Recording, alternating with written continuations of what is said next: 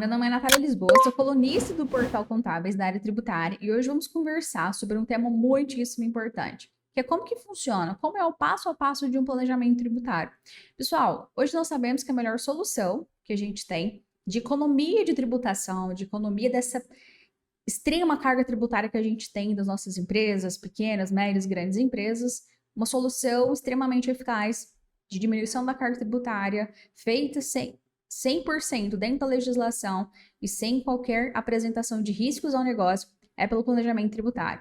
E a gente sabe que nós passamos pelo que é o planejamento tributário, por que é preciso, então, saber como que a gente realiza um planejamento tributário, então você está no vídeo certo.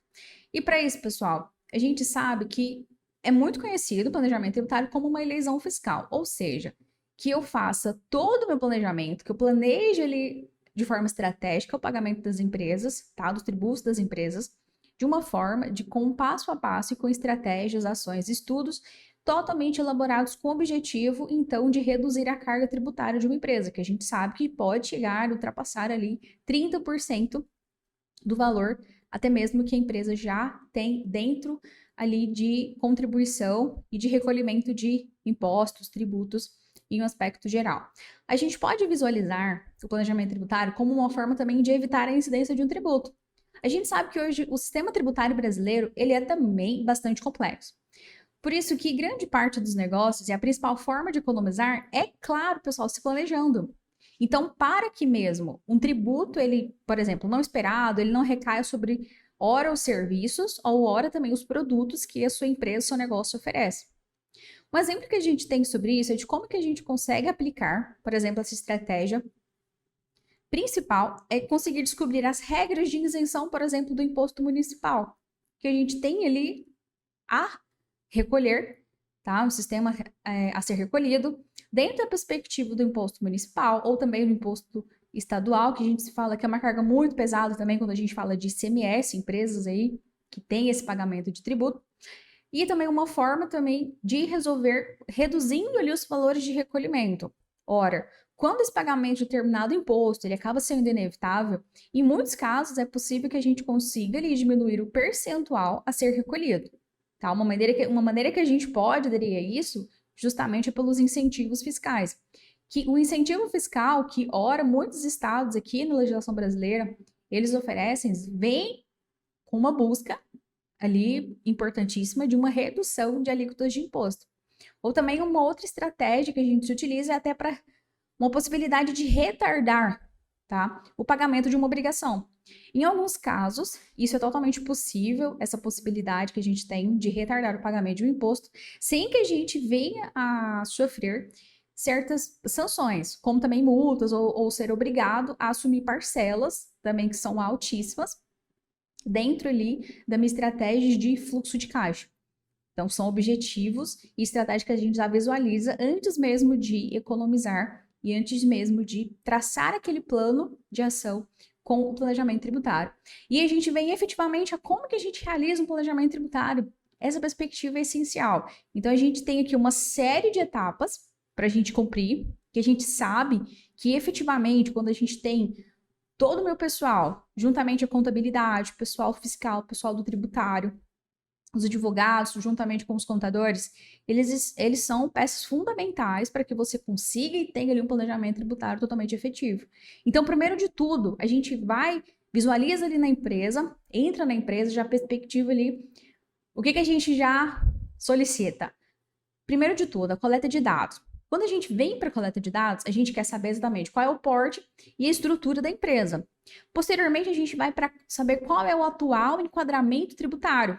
Se a empresa está no Simples Nacional, se a empresa está no lucro presumido ou no lucro real, ou se ela vem sofrendo ali pelo nosso fisco um lucro arbitrado. Então, é interessante que a gente saiba qual é o momento desse enquadramento, desse regime tributário. Depois a gente entende quais são as atividades do negócio. É um negócio que eu tenho ali uma questão mais comercial, que eu tenho ali as minhas prestações de serviços, tá? Que eu tenho entregas de mercadorias, que eu tenho ali uma execução na perspectiva de indústrias, que eu veja e realize a matéria-prima, e também quais são as principais atividades operacionais de forma administrativas, juntamente com o setor contábil, e o setor financeiro. Então, olha só a importância que a gente já visualiza em um primeiro passo, tá? Um primeiríssimo passo, quando a gente já junta toda essa coleta de dados. Depois a gente vai para uma análise mais estritamente de uma perspectiva mais jurídica, e justamente com enquadramento. Porque hoje a gente sabe que no Brasil a gente tem mais de 25 tipos de empresa, tipos de natureza jurídica, tá? E enquadramentos possíveis. Ora, a gente está trabalhando sociedades limitadas, as famosas LTDAs. A gente está trabalhando também os empresários individuais, cooperativas, por exemplo, empresas de pequeno porte, microempresas, microempreendedor individual, porque todo formato, todo esse tipo dessa natureza jurídica, ela tem uma perspectiva fundamental e uma característica estratégica dentro de um planejamento.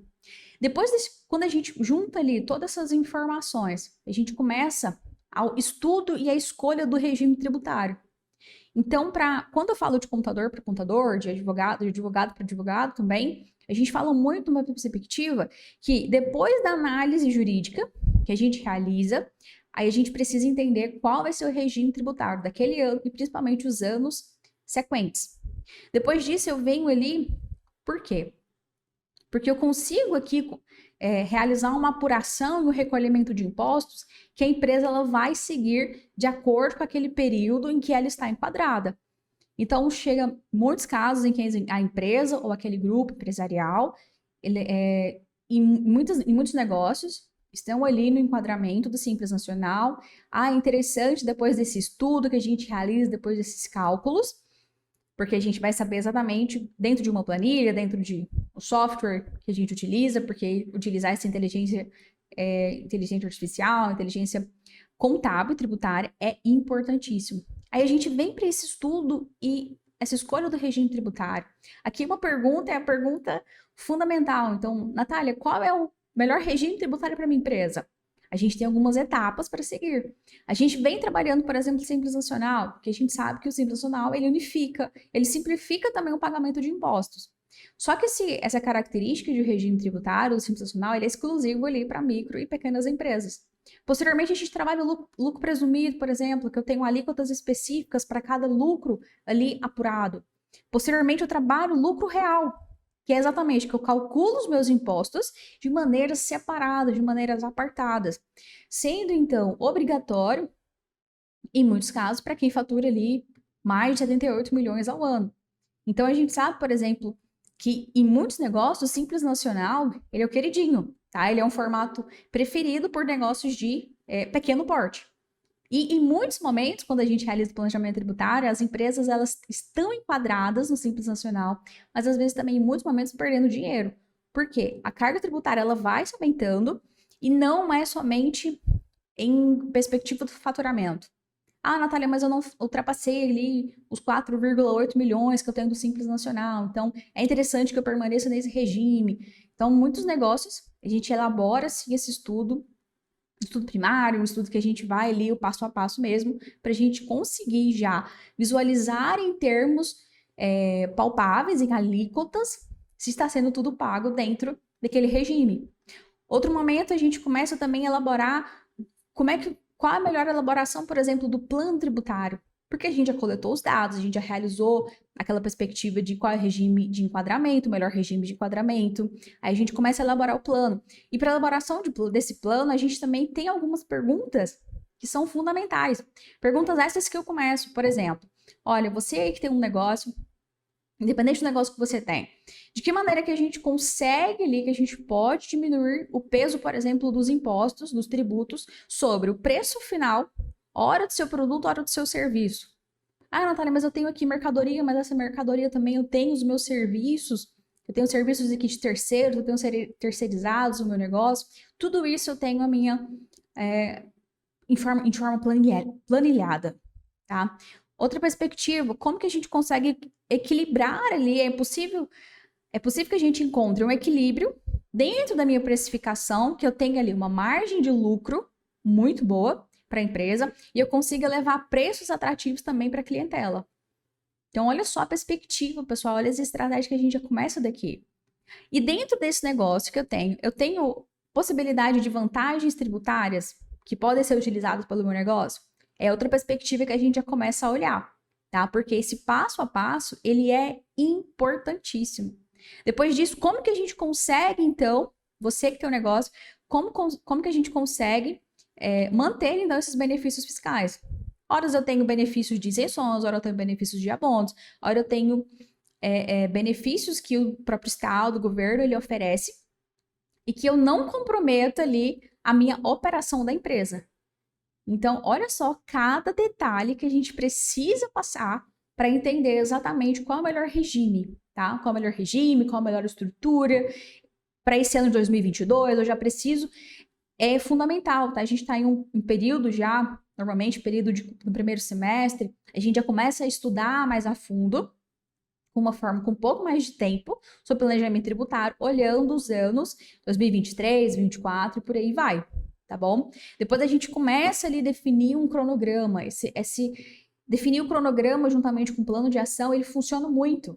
Porque a partir do momento que eu recolho ali os dados da empresa, que eu recolho todo, que eu tenho todo aquele dossiê, perdão, que eu tenho todos aqueles detalhes para analisar, aí eu venho para a prática. E aí eu tenho informações, dica bônus, que eu tenho informações para a gente entender essas bases de cálculos. Eu tenho uma hora que questionar qual é o faturamento, a receita bruta, porque todos os ganhos provenientes das atividades justamente do negócio. Exatamente, o que está entrando, o que está saindo. Quais são meu volume de compra, ou seja, todas as aquisições do negócio. Ora, também eu preciso conhecer quais são os serviços tomados ali pelo negócio. Eu tenho contratação de serviços? Como é que está sendo essa contratação de serviços? Por exemplo, para quem está nesse mundo startup, nesse mundo digital, como é que está sendo meus contratos de vesting, por exemplo? Tá? Então, isso é importantíssimo que a gente entenda. Depois a gente vem para uma dor muito grande, as despesas operacionais. Então, esses gastos necessários para manter as atividades da empresa, tá bom? Aí eu venho para um detalhe muito importante sobre a margem de lucro. Quando eu trabalho margem de lucro, pessoal, eu quero saber exatamente qual é o percentual da receita que eu tenho exatamente destinada ao meu lucro. E se dentro da minha planilha de cálculo, se está tudo conforme, né, a legislação, ela já se solicita, a legislação, ela já exige que eu permaneça ali exatamente cumprindo e desenvolvendo ali o melhor recolhimento e a contribuição também dos meus impostos, manter a empresa totalmente em dia, isso é importantíssimo. Beleza, pessoal? Então, assim, olha só a quantidade de informações que a gente precisa para chegar ali no meu ponto final, analisar todos os meus cenários. Então, com todas as informações que vocês entenderam até agora, eu chego ali à análise dos meus cenários. Então, olha, você é uma empresa X, você é empresa A, você tem aqui o regime X, e nesse regime X você tem essa quantidade de contribuições a suprir, essa quantidade de obrigações principais, obrigações acessórias também, que a gente fala muito quando a gente está falando mais de lucro presumido e lucro real. E depois a gente, para finalizar tudo isso, a gente vai exatamente para determinar quais são os meus objetivos e as minhas metas a serem atingidas. Tudo bem, pessoal? Espero que tenham gostado do vídeo. Se ficou com alguma dúvida, deixa aqui nos comentários. Compartilha para todo mundo que necessita desse conhecimento de como que a gente consegue desenvolver um passo a passo tributário. E eu te encontro no próximo vídeo.